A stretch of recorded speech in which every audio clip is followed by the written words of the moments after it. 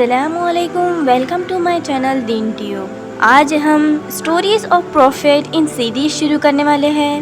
تو آج کے اسٹوریز آف پروفیٹ میں ہم پروفیٹ آدم علیہ السلام کا واقعہ سنیں گے۔ پروفیٹ آدم علیہ السلام کا ذکر اللہ نے قرآن میں بھی کیا ہے۔ اگر آپ کو اسٹوریز آف پروفیٹ سیریز میں انٹرسٹ ہے تو آپ میرے چینل کو سبسکرائب کر لیجئے۔ تو چلیے شروع کرتے ہیں the real life story of prophet Adam علیہ السلام۔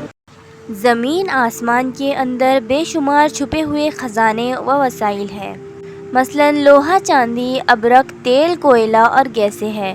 یہ تمام چیزیں انسان کی ضرورت کی ہے، ان سے انسان فائدہ حاصل کرتا ہے۔ ان تمام چیزوں کو زمین کے اندر سے نکالنے اور دریافت کرنے کے لیے ایک ایسی ذی عقل اور علم رکھنے والے ہستی کی ضرورت تھی جو ان تمام چیزوں کو ڈھونڈ کر نکالے اور اپنے ہی لیے کارآمد بنائے۔ یہی ہستی جسے انسان کہا جاتا ہے۔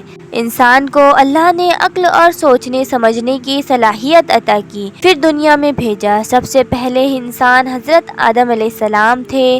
انسان کی نسل حضرت آدم علیہ السلام سے چلی اور تمام انسان حضرت آدم علیہ السلام کی اولاد ہے۔ اللہ تعالیٰ نے حضرت آدم علیہ السلام کو پیدا کرنے کے لیے ارادہ ظاہر کیا اور فرشتوں سے کہا، میں زمین پر اپنا خلیفہ بنانے والا ہوں۔ اس پر فرشتوں نے اعتراض کیا اور کہا، کیا آپ زمین پر انسان کو پیدا کرنے والے ہیں؟ انسان تو زمین پر فساد برپا کرے گا اور خون بہائے گا۔ ہم تو تیری پاکی بیان کرتے ہیں اور تیرا شکر بجا لاتے ہیں، کیا ہم عبادت کے لیے کافی نہیں ہیں؟ اللہ نے فرمایا، جو میں جانتا ہوں وہ تم نہیں جانتے۔ پھر اللہ نے خود اپنے ہاتھوں سے حضرت آدم علیہ السلام کا پتلا بنایا، پھر اسے سنوارا اور اسے مناسب شکل دی۔ اس کے جسم کا ہر حصہ خوبصورتی کے ساتھ بنایا۔ پھر اس مٹی کے پتلے میں اللہ نے اپنی روح پھونکی۔ پھر اللہ نے فرشتوں سے پوچھا کہ چیزوں کے نام بتاؤ اگر تم سچے ہو۔ فرشتوں نے جواب دیا، ہم نہیں جانتے، سب سے زیادہ تو آپ جاننے والے ہیں۔ ہم کو تو بس اتنا ہی علم ہے جو آپ نے ہم کو سکھایا ہے۔ آپ بڑے علم اور برکت والے ہیں۔ اللہ نے آدم سے کہا، اے آدم، ان فرشتوں کو ان چیزوں کے نام بتاؤ۔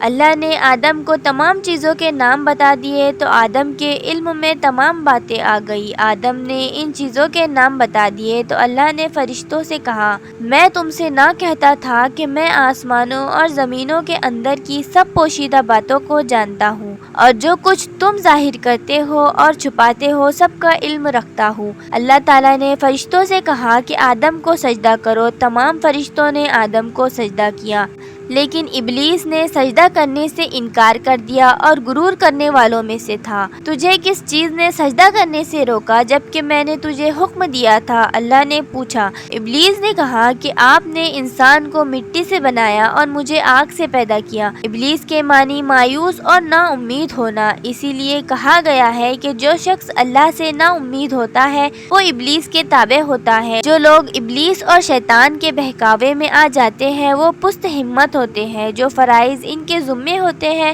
وہ ادا نہیں کرتے اور ذلیل و خوار ہوتے ہیں۔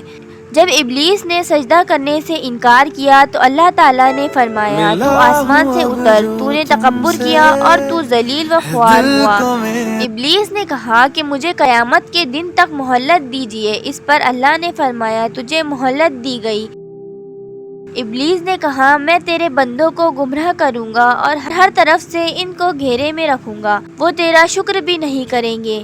اللہ تعالیٰ نے حضرت آدم علیہ السلام کو حکم دیا کہ اے آدم، تم اور تمہاری بیوی بہشت میں رہو گے اور جو کچھ کھانا ہے فراغت سے کھاؤ، اور ایک خاص درخت کی طرف اشارہ کرتے ہوئے کہا کہ اس درخت کی طرف نہ جانا ورنہ تم ظالم قرار دیے جاؤ گے۔ چنانچہ حضرت آدم علیہ السلام اور حضرت بیوی حوا آرام سے رہنے لگے۔ تو شیطان نے دونوں کے دلوں میں وسوسہ ڈالا کہ تمہارے رب نے تم دونوں کو اس درخت کے قریب جانے سے اس لیے منع فرمایا کہ کہیں ایسا نہ ہو کہ تم ہمیشہ ہمیشہ کے لیے زندہ رہنے لگو۔ میں تمہارا خیر خواہ ہوں اور تم دونوں کی بھلائی چاہتا ہوں۔ شیطان کے فریب میں آ کر حضرت آدم علیہ السلام اور حوا نے درخت کا پھل چکھا تو دونوں بہشتی لباس سے محروم ہو گئے۔ ان کے جسم سے بہشت کا لباس اتر گیا۔ دونوں اپنے اوپر جنت کے پتے جوڑ جوڑ کر رکھنے لگے۔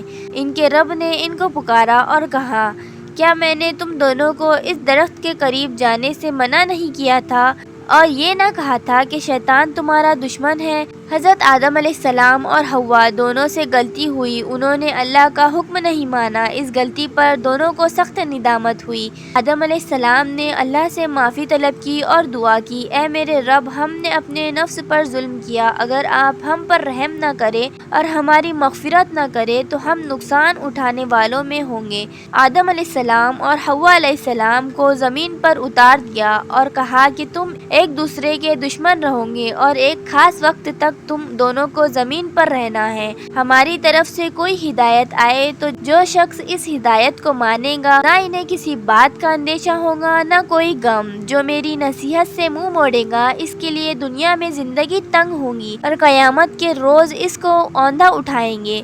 جب حضرت آدم علیہ السلام آسمان سے اتر کر زمین پر آئے تو وہ فرشتوں کی پاکیزہ باتیں سننے سے محروم ہو گئے، اس لیے دل اداس رہنے لگا۔ آپ نے اللہ سے دعا کی اور عرض کیا کہ میں تو فرشتوں کی صحبت سے محروم ہو گیا ہوں۔ اس پر اللہ نے فرمایا، آپ مکہ معظمہ جائیں، وہاں میرا گھر تعمیر کرے، اس کا طواف کرے اور نماز پڑھے۔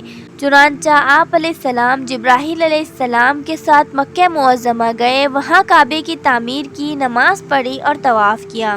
حضرت آدم علیہ السلام کے واقعے سے ہمیں یہ سبق ملتا ہے کہ جس کام کو اللہ نے کرنے سے منع فرمایا ہے وہ نہ کرے، جو کام کرنے کا حکم دیا ہے وہی کرے۔